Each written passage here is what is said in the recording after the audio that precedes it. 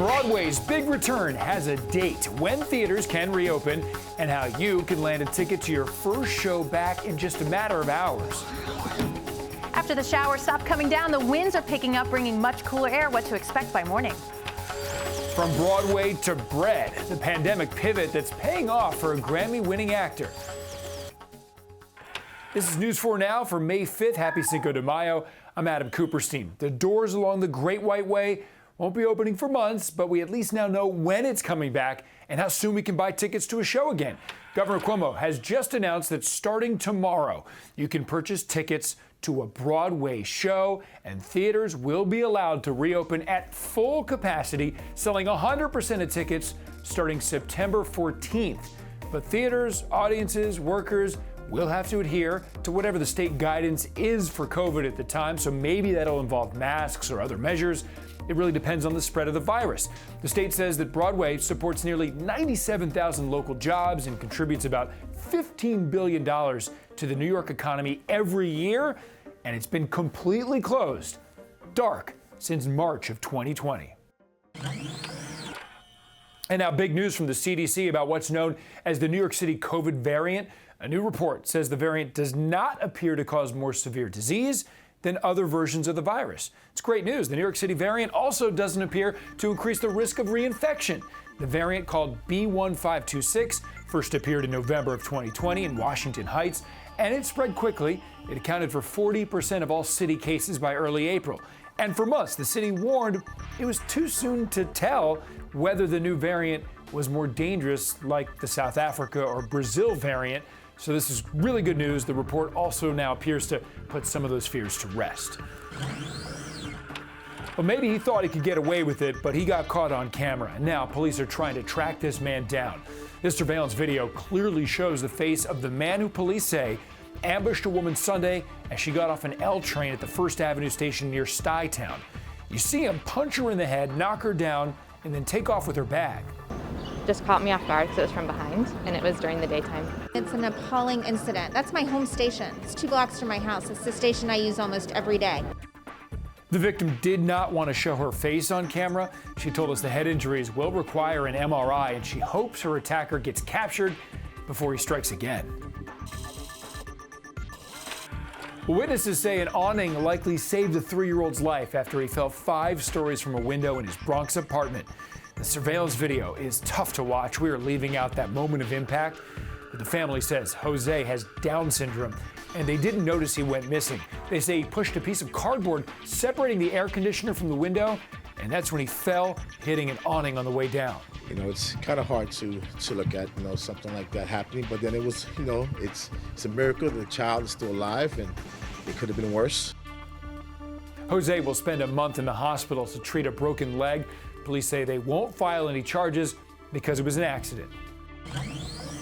Now to a close call in Connecticut. Watch here as a wrong-way driver clips the state trooper's vehicle. This happened early Sunday morning on I-91 near exit 31 in Windsor.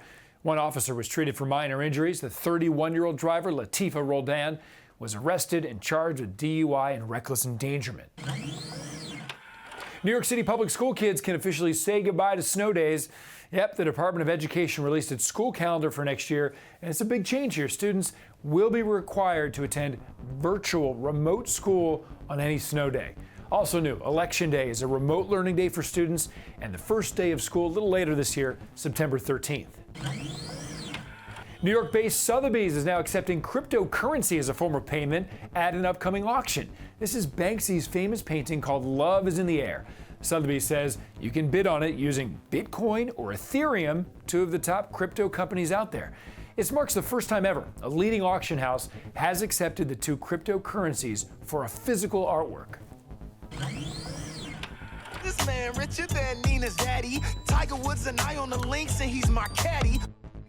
A new trailer that just dropped for the upcoming film adaptation of In the Heights is putting the spotlight on its most elaborate musical number. It's the song 96,000. The title comes from a winning lottery ticket worth $96,000 that's sold at the bodega owned by the main character, Uznavi. And during the number, a Washington Heights community dreams up what they would do with the money. The song is now available to stream on streaming platforms. The full soundtrack drops alongside the film on June 11th.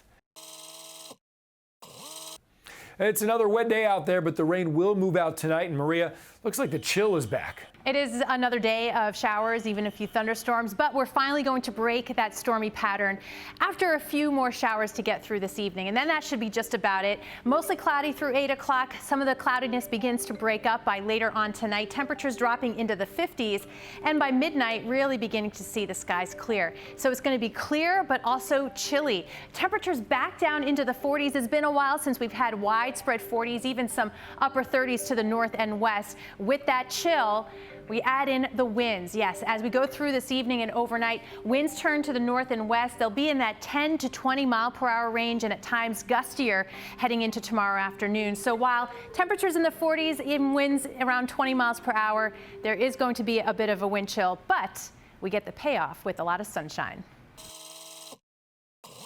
It's Wednesday, Hump Day, and an out-of-work Grammy-winning Broadway actor took that idea to make his own bread, literally and figuratively. New York Live has the story behind Hump Day dough. A year ago, Max Kumangai was wowing crowds in the Tony-nominated show Jagged Little Pill. Fast forward to today, he is still wowing crowds. However, it's in the form of carbs. So, Max, should I start this by saying congratulations on the Grammy win? Oh, thank you. Oh, wow. It's still so bizarre to hear that we won a Grammy. It really is. And you, along with the cast of Jagged Little Pill, Yes. won that Grammy. Yes. People might know you from that. They also might know you from Waitress the Musical. Oh, yes. Or yes. some people might know you as the founder of Hump Day Dough. Yes. How does one go from Grammy, Broadway to bread baker? Well, I mean, like everyone, everything stopped during the pandemic. So I was trying to find something to do. I've always had an affinity for baking, and bread just was the first thing that came into my periphery, really. Like sourdough bread, it was like kind of the fad once the pandemic hit. So I wanted to take my stab at it, and it's like a little baby that you have to take care of for like 2 days. Max, I do have to say, I feel very Harlem right now. We're just Yes. we're just chilling on the stoop. We're chilling on the stoop, doing bread deliveries. This is amazing. I do want to talk about the name Hump Day yes. Dough. How did you come up with that? I was thinking like maybe I'll just deliver on Wednesdays and call it Hump Day, but then I was like, actually, every day is Hump Day during a pandemic. So I think everyone will relate to the title.